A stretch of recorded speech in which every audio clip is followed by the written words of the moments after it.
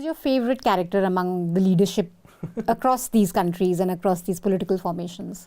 Favorite or most interesting? I think my favorite is easily Sarojini Naidu. I think that she really needs a good biography because I think that she is witty, brilliant, really witty, incisive, and is also, I mean, she is the single most important woman in the freedom movement. How the hell doesn't she have a biography? She's a great bullshit meter detector. She is fantastic.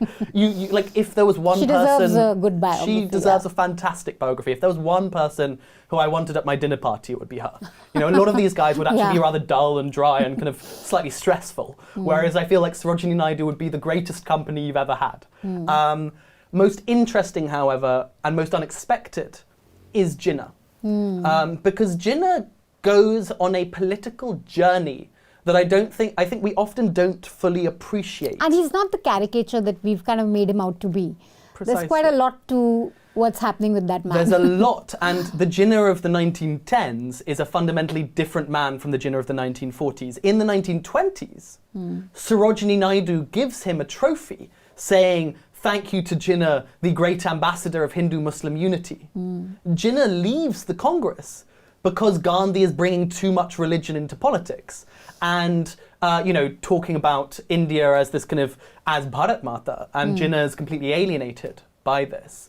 And his political transformation over time is a fascinating and deeply tragic one. And I think that in particular, Sheila Reddy, a few years ago, wrote a brilliant book that I'd recommend to all your listeners called Mr. and Mrs. Jinnah.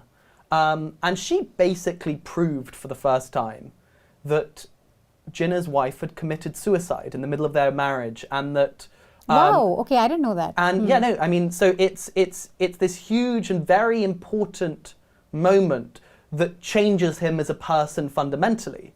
It's so that the Jinnah before this and after this essentially aren't the same man to a large extent.